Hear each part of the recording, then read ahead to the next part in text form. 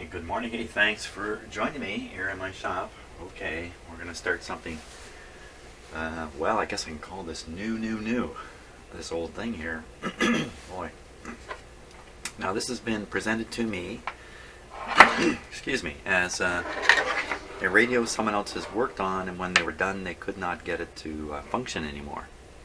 And so my task here is to figure out what has gone wrong with it. Looks like these are going to short. So we're going to look it over to start with, try and figure out what all is going on, what that is. Okay, I found the on-off switch. It has this switch too. You can see it working the switch there. This might be a phono on-off switch, something like that. This is meant to have a. This is out of a console, in fact. Very nice looking console. Very nice looking console. Let me just sit here for a bit. There we go. So this is called the Serenader. This is the second radio I've gotten that has the name Serenader on it, and the cabinet of these two different radios. The Serenader is has exactly the same style. It's exactly the same. So it's come from the same company. This one says Electrohome. The other one, the other radio I'm talking about that was called the Serenader, was made by a small Canadian company, only lasted a few years, called Mohawk. So I'm quite confused now about who's what and what is going on. Now there was a lot of licensing and labeling complications going on back then, where you might manufacture a radio like this one here. It says for the Robert Simpsons Company. Now that was a store, like a department store operation. So it's almost as if for that large-scale department store in Canada, this electronics company built this specifically for them. The reason I'm dwelling on this is I haven't found a schematic. I can't find anything out about this so far, except for one photograph of exactly the same thing for sale on Kijiji in Toronto. That was exactly the same unit, but no information, no technical information about it at all. So just a couple observations here on the top right away. It's really clean. I mean, it's amazingly clean on the top here. It's not so clean back here in this corner. And now you've probably noticed this is a brand new to this radio anyway, transformer. This is a replacement transformer. It's not mounted very securely. So, a replacement transformer. What happened to the old one? Well, we can only guess from all this terrible darkening down here, and much of which I think has been cleaned off. It burned up. It overheated, spilled its guts, maybe smoke and flame, who knows? But it's gone, and this is the replacement. Could this be the reason why it doesn't work? I have no idea. Now, if you look at the capacitor, the capacitor is so clean, it looks like it went through a dishwasher. I mean, this is really clean. So, in fact, I wonder how this surface ever got this clean. Somebody worked away at it. But then, here, in somewhat, I have to admit, sloppy handwriting with magic marker, are the tubes, 6SA7, 6SK7, probably a 6SQ7. This one's not labeled, neither are these two. So it does raise the question, has this got the correct tubes in it? Are the tubes in the right position, even? Now I can assume that whoever worked on this put a lot of effort into it, and they weren't so lackadaisical as to mix stuff like that up. But I'm not particularly lackadaisical, and I mix stuff like that up quite regularly too. So there's a good chance, maybe, anyway, maybe some of these tubes are in the wrong place. But the real thrill is looking underneath this thing. I'm going to flip it over this way. There we are. Now, right away you can see a lot of bright yellow parts, red parts, blue parts, all replacement. So at a glance, someone has come through the radio and they've replaced a lot of the capacitors. It looks like maybe all of them. I'm looking for some mica ones, original mica capacitors in here. Just, yeah, there's one way down here. So, okay, so they've left the mica one, at least one of them anyway. And oddly enough, they've left this one. This is a molded paper capacitor here. I guess whoever did it didn't recognize this as being a capacitor worth changing. But if you're going to change that many, boy, you might as well change that one too. Now, if you look underneath just look underneath the chassis, right away you can see it's looking pretty dark compared to the top. The top was shiny white. This is all kind of darkened all through here. Look at this. I'm not sure why this is here exactly. Let's see. Oh, you know what? This must be the output transformer because I have the speaker right here. There's a big whopper speaker right here. You can see the field coil. Well, there's no output transformer mounted on it. Just this plug, kind of precariously mounted here. We'll take a closer look at that plug later. I've already taken a peek at it. That's kind of weird. So apparently this head has been turned on and nothing comes out of it. That's the word on it.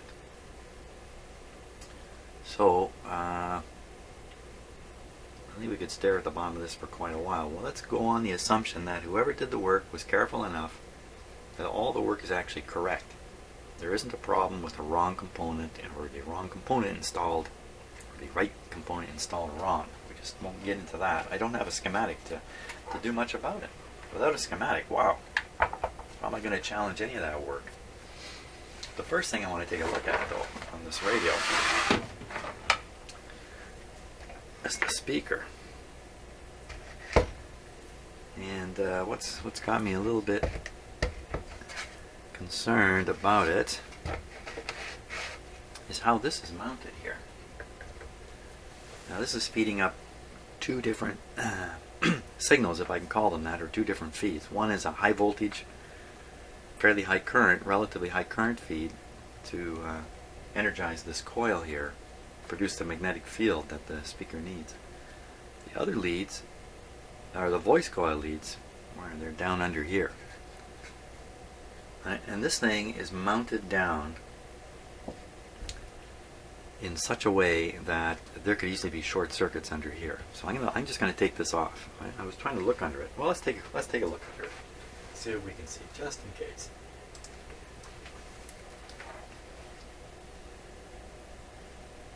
Okay, just fix my focus here. Hang on one second. Get a little closer to it.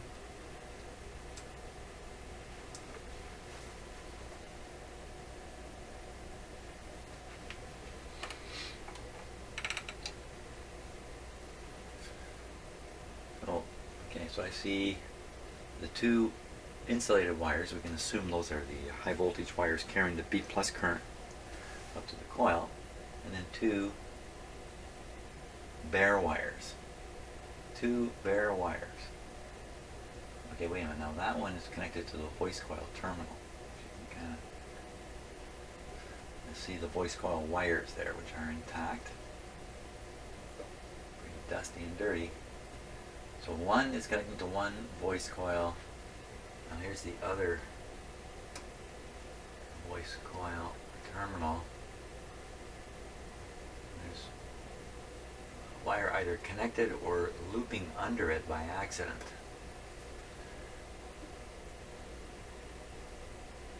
Let's see. Oh, this is really hard to look at.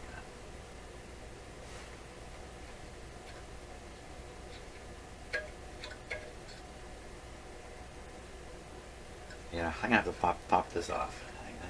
Really, it's just been screwed on kind of randomly onto there. Maybe that's all it is. Maybe the speaker was shorted out. I don't think that's too healthy for a radio, frankly.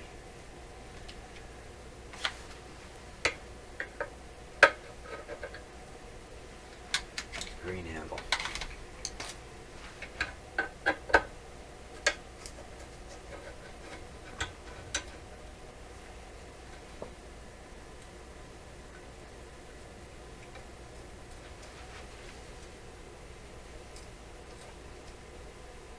Oh, okay, this is more complicated than I thought. I don't want to bend it up. Let's take a look underneath again.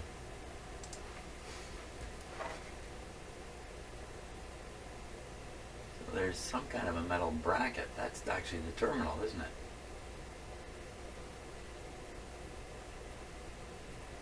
So what is going on here? Yeah.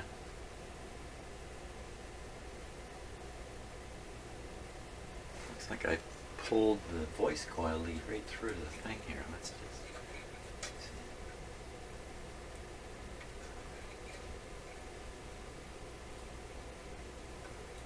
No? No. Oh.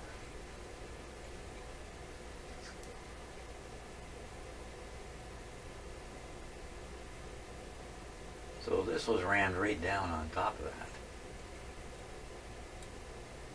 I'm just going to bend this right out from underneath it. I don't know what's going on.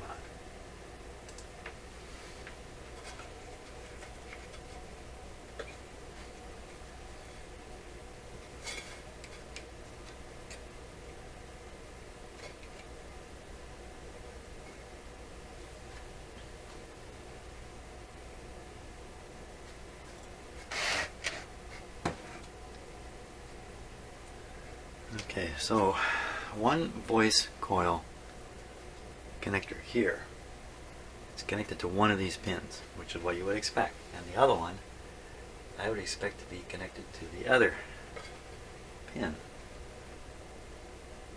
The other one is connected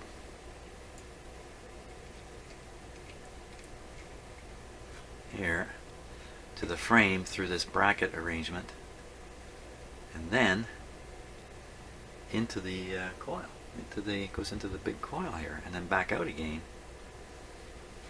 I'm gonna guess that's an anti-hum.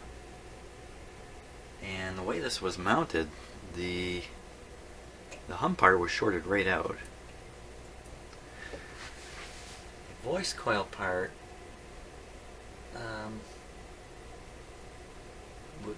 didn't look like it was shorted out. I think this is wrong the way it was done. I think this little metal bracket is sticking in the wrong position, and it resulted in basically shorting out of these two leads going into this coil, which I gotta assume are anti-hum. So shorting them out might not directly affect the speaker here. I'm gonna pull this piece. Ah, this is really kind of clumsy how it's done here.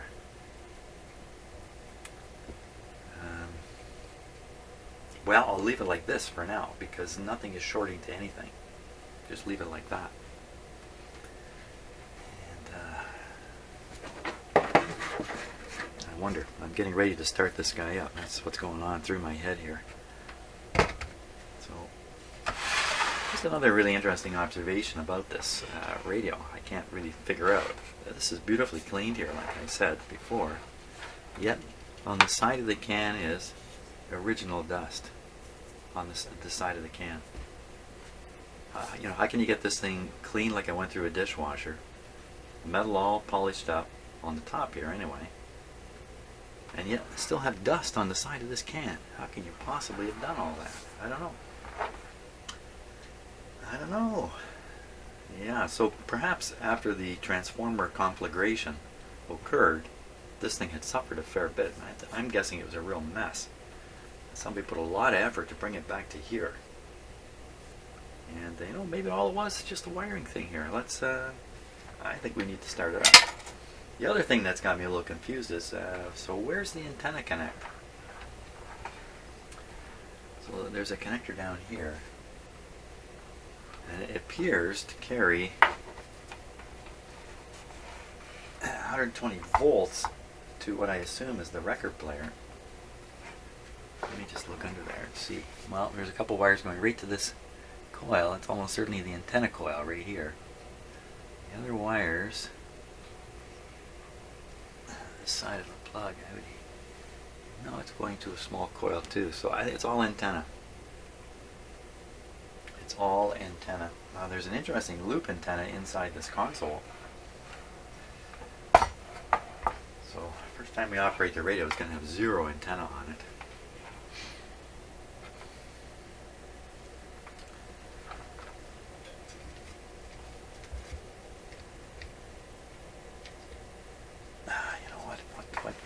Alright, now there is a trick we can play here. If I don't plug this in, then I'll only energize the very first stage of the power supply, nothing else. Maybe that's a good idea. So let's just start with that. Shouldn't hurt the radio at all. Should see tubes light up. B plus will be developed, but it won't go anywhere because it has to go through this coil to get into the rest of the radio. So that's probably a good starting point right there. Leave the speaker off for a minute.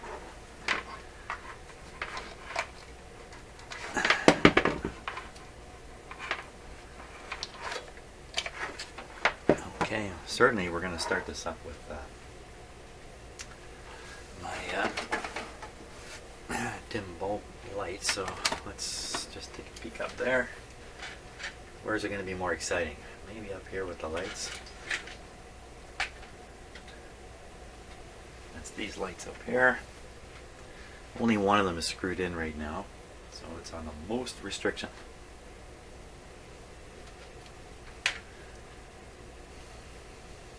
Okay.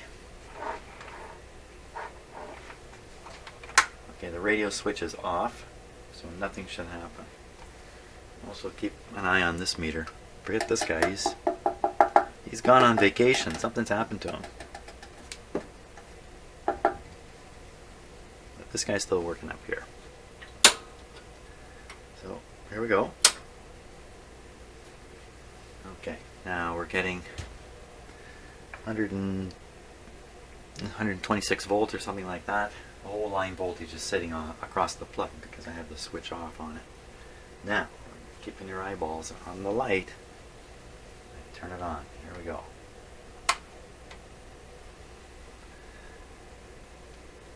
Okay, tubes are lighting up.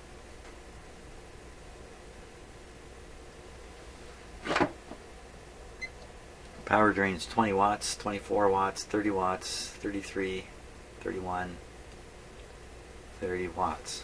Right around 30 watts. Nothing weird seems to be happening.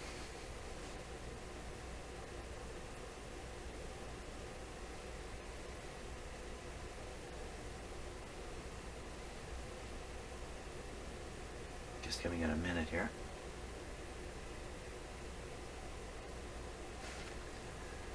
So final power is 24 watts. That's not very much. That's easily explained with the tube filaments here, I think, mostly. Okay, doesn't seem anything really seriously scary wrong with it. We're just looking up at the lights. Now, so what we're going to do is we're going to hook on the speaker. Turn the power off. Plug in the speaker. This will energize. The rest might be a bit of a spark here. That'll energize the rest of the radio with B plus. There we go. Okay. All set. Volume still right down. Don't know what to expect here. Unless this one might be volume over here, but I doubt it. Okay, once again, I'm always a little hesitant when I'm doing this startup for the first time type stuff. Okay, so I'll be watching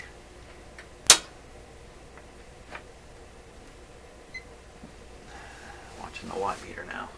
20 watts, 25 watts, 30 watts, 30 falling, 28, 27, and I'm listening.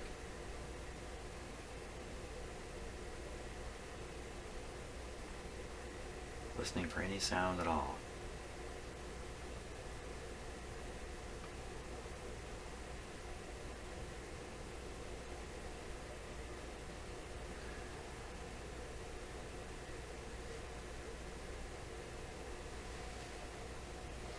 Okay, I'll listen to that speaker.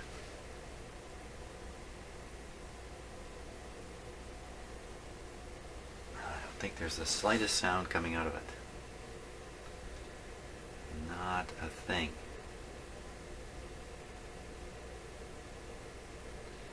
Okay, we're at 23 watts. Our power restriction is not much. We're about 110 volts here. Certainly not drawing much power at all. This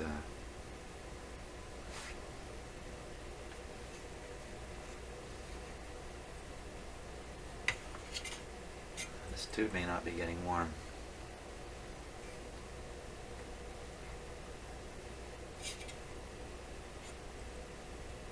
You can see these two are on. This guy may not be getting warm here. Let's give it another minute. Hey, let me do an objective measurement.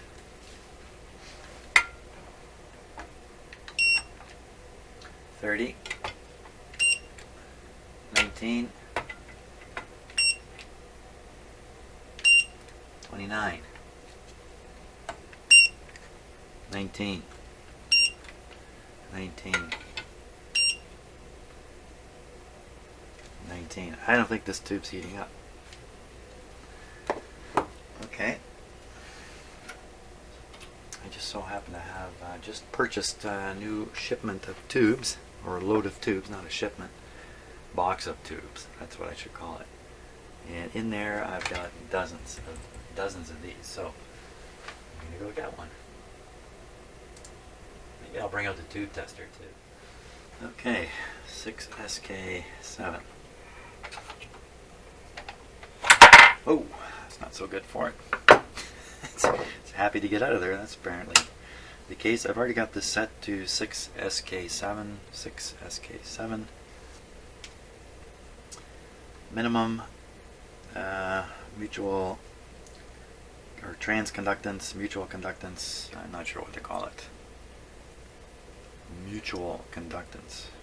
1200 is the lowest. Oh. Oh! The key is gone from the bottom of this tube.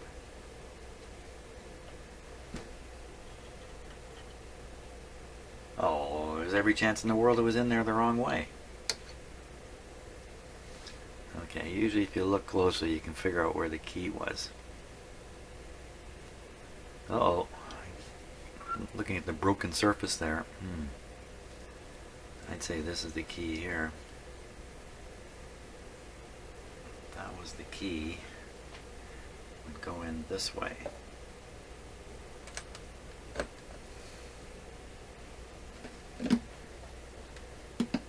Did I get this in right?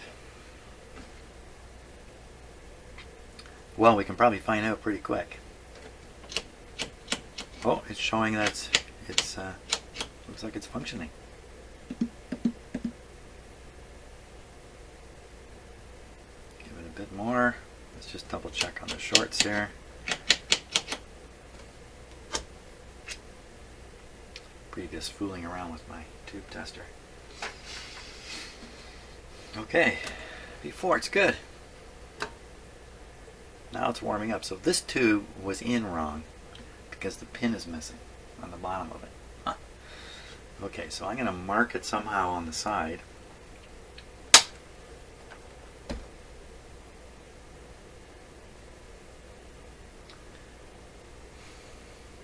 Right here. What have I got to mark it? My marker is missing. Okay, so I got to use a little bit of tape. Tape, tape, tape. Here we are.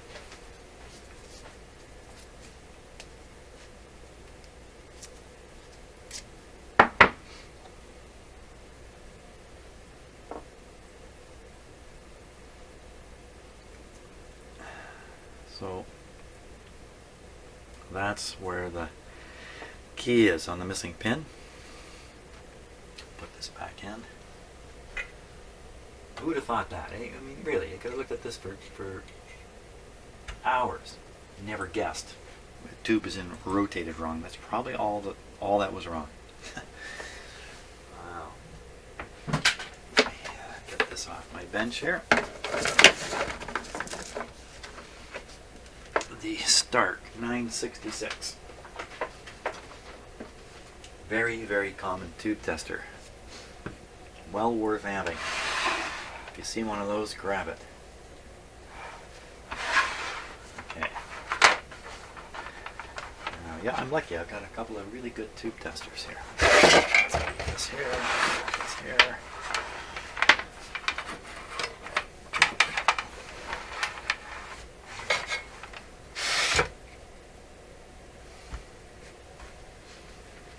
Okay, are we ready again? Now this is going to be a little more serious this time. Volume is still right down. It's got two panel lights with the lights missing. Okay, we're ready to go again. Yep. Fire on. Okay, we got the two glass tubes warming up. I can see them. Volume. Should hear something now. Now, maybe that tube was in right, but the heater still doesn't heat on it. It's possible. When I pulled it out, it was in there correctly. Somebody's smart enough to figure out how to do this much to a radio. Surely they could figure out how to put a broken key tube into a socket properly.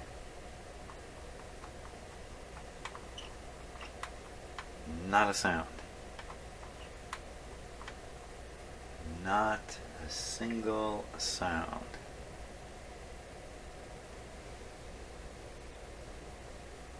Okay. Not even a hum. Okay, I put that tube tester away way too quick, didn't I? Okay, so I think the output tube is the next tube to take a look at. I gotta bring the tube tester back out here. I put it away too quick. Okay, filament 6.3, 6SQ7, JX. I'll make sure the filament settings are correct. Plug it in, slam it in there. JX 1603, 1603 with a 2, 11 on the bias, 34 for English. There we go. Minimum is 470. 470 would be barely upscale here, just up in this range. Checking for shorts. The tube is showing dead at this point. All good tubes. This one got warm. All good tubes, nearly all good tubes, flash this light when you do this test. So I think we have another dud here.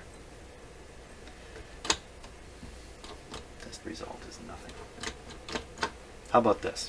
Turn on the tube tester and try that whole thing again. Let's do that. Clearly I need some more of this.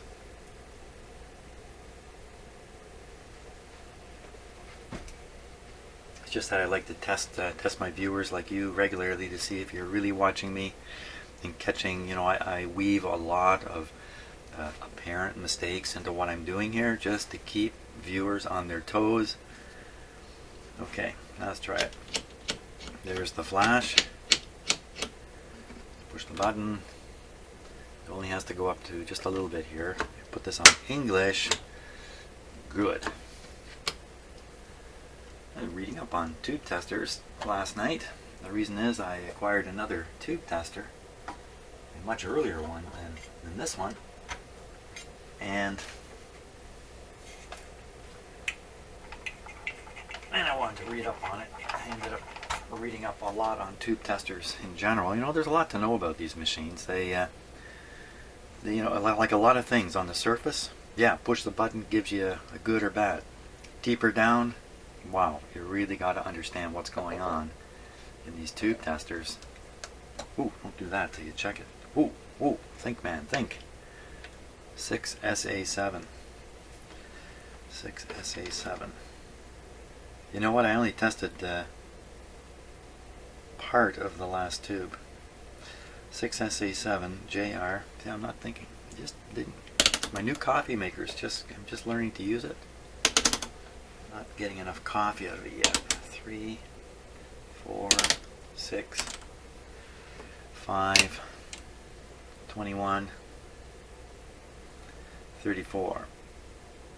The main thing is JR. Getting these right.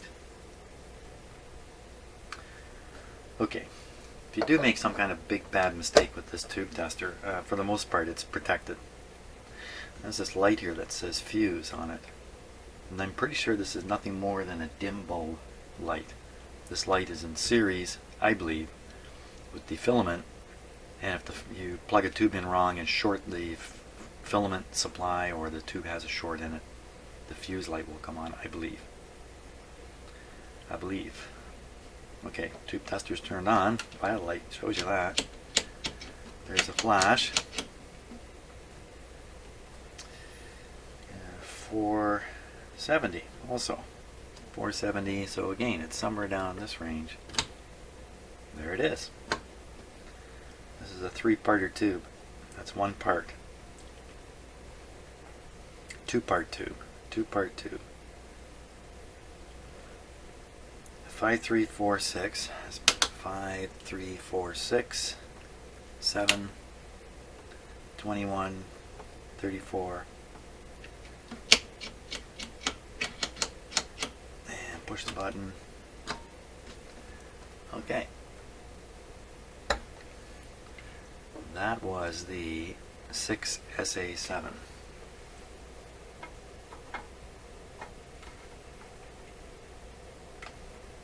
Okay, let's try the output tube. Think about this output tube. Do you see how I just pulled it out of the radio there? Could you see that? It comes right out like the socket has no grip on the pins.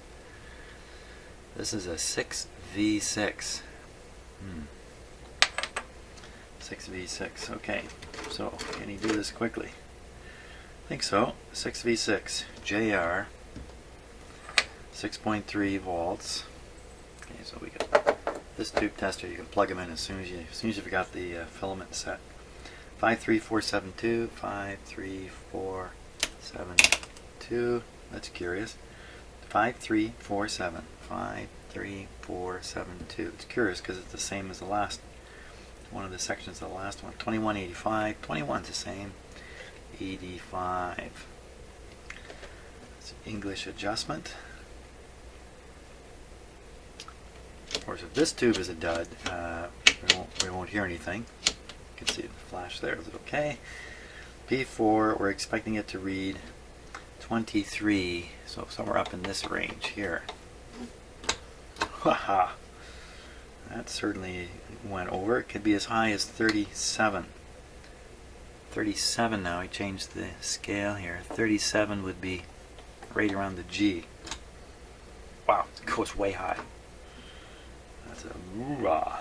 6V6 really cooking. Okay, nothing wrong with that tube, according to the tube tester. Why quit now? Let's check out this rectifier tube here. What is it? 6X6. These are all close together on my roll chart. 6X6. There is no 6X6. What's going on there? 6X5. Okay, that's better. Yeah, here's one. 6X5. JR 0507 0507 with a 2. 0, no bias on a rectifier. 33, in case we want to read the good bad.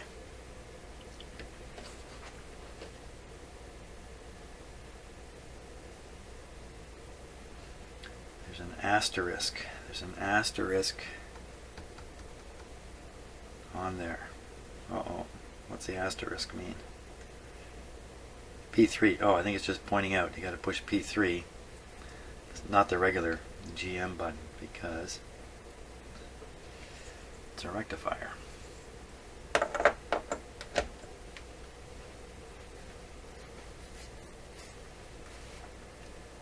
Okay, you can see the glow coming. Double check these.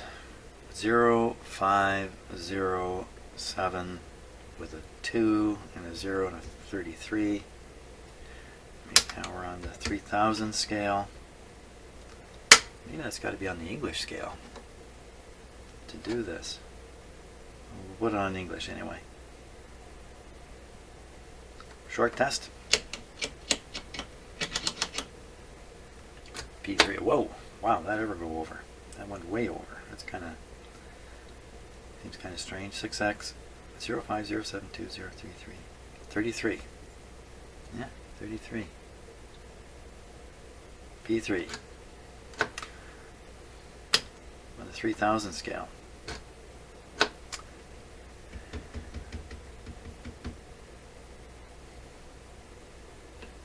Huh. I have to read the instructions for this to find out where this should be set during the testing of a rectifier tube like this. Okay, that's one part of the tube. I'm sure it's okay. JR 03072. 03072. Everything else the same. No shorts. P3. And right over on that. Wacko. Not bad. Very good. Okay, so nothing wrong with this tube. Nothing wrong here.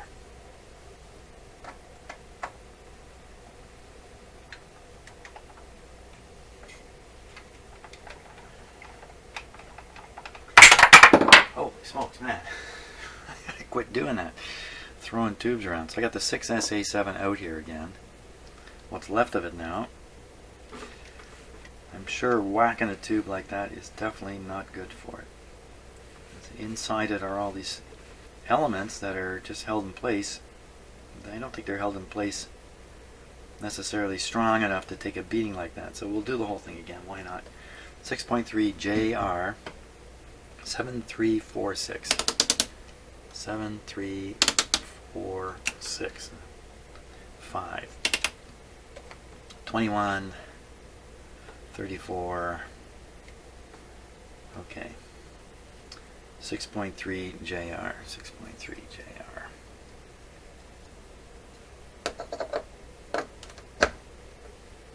So there's basically two kinds of tube testers, two basic categories. And one is an emissions tester, which will measure the amount, basically the amount of current, if you like, that will flow through the tube under certain settings.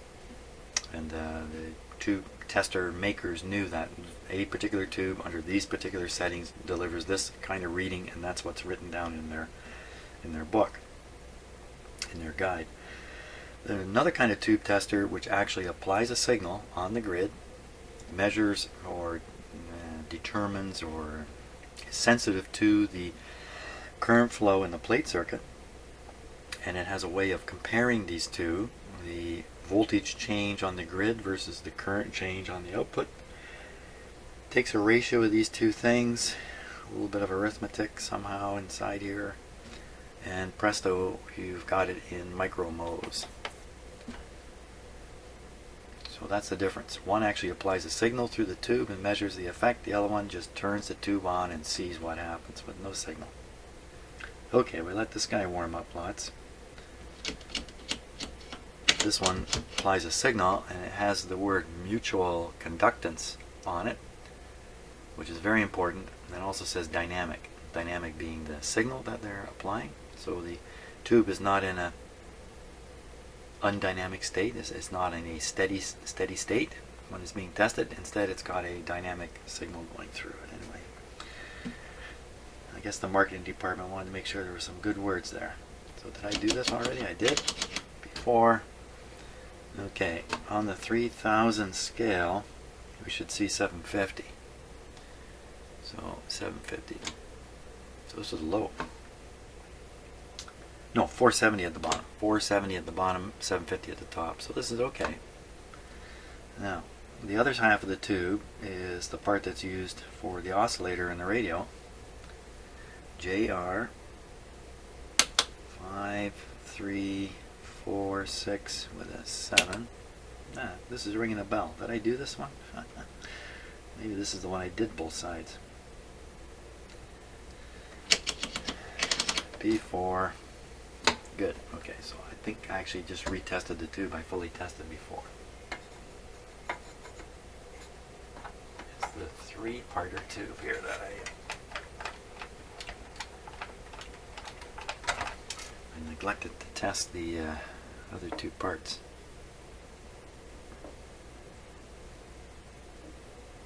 SQ7. Okay, 6SQ7. Here we go again. JX. So, JX.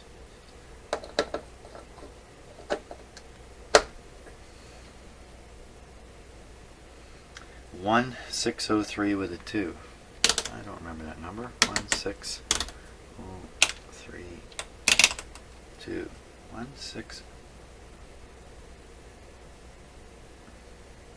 1603 with a 2. 11 and 34.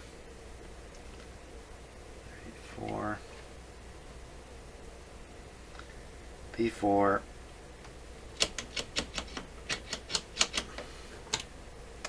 470 again, 3000 scale. 470 is good. Okay, now the two diodes that are in here. JX 0503, 0503, 6, 11, 0. P1 for diode number 1. Oh, okay, put it on English. Yeah. So all it's got to do is get above this diode's OK mark here. No problem. Now the last section, it's very unlikely that this would be defective. JX 0403, 0403 with a 6 at the end, 11 0 down P1. Okay, so basically all the tubes test good, even if you test them twice. They still test good.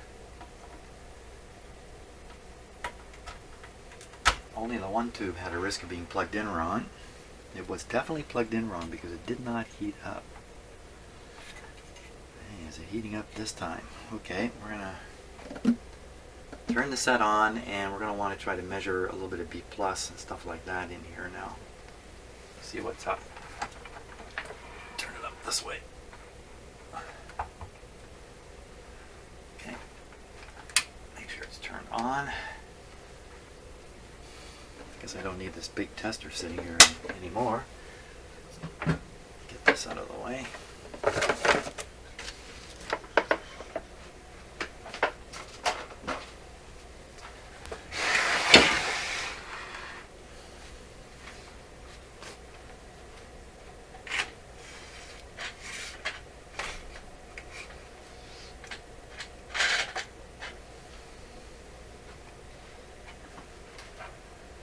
Trusty voltmeter.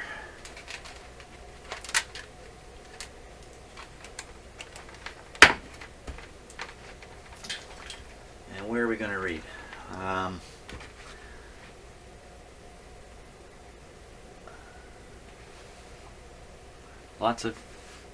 Looks like lots of connections to the chassis. So it looks like the chassis is a fine place to read. So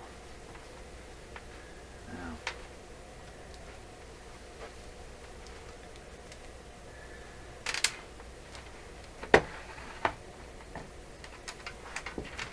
okay, that's power on.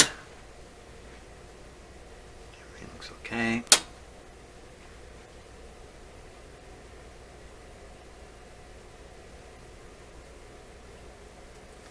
Tubes are lighting.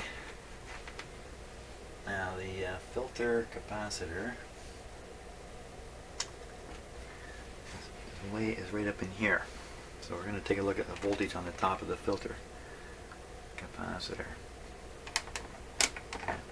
Put this on 1000 volts here. Here we go. Wow, 600 volts. You gotta be kidding me. Really? Oh my gosh, 600 volts. No way. 600 volts. Is that what's coming out on these tubes?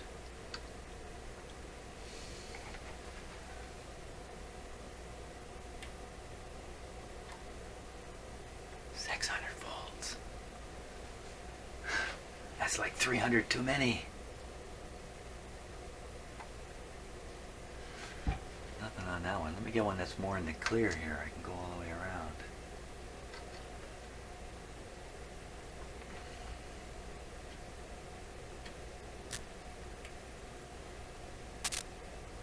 $650 volts on this tube.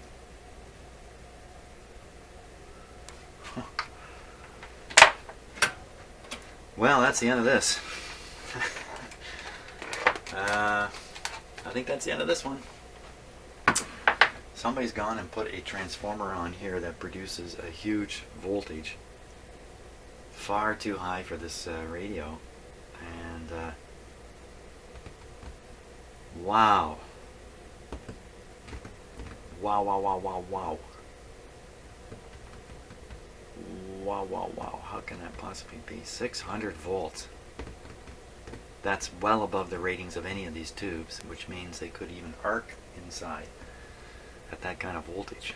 And just give up the ghost like that. Is there anything I can do with this? Wow. The most I can do is report back to the owner of this what the situation is, and I don't think this is workable. I don't think you can carry on. You have to somehow drop that B plus way off. And, bleeding it down with resistors and stuff like that, I don't know about that. I mean, that's a long ways to go. I think if you tried to use resistors to knock that voltage down, you'd end up with regulation problems in the power supply, I think. Wow, wow, wow, wow. Why it is it doesn't work? You'd think it would work really good with 600 volts on it. But perhaps the tubes are running in cutoff or something. I don't know. I don't know what happens when you run a tube in that kind of voltage. So, whew. Wow, wow, wow. Okay. Done for now. Time for another one.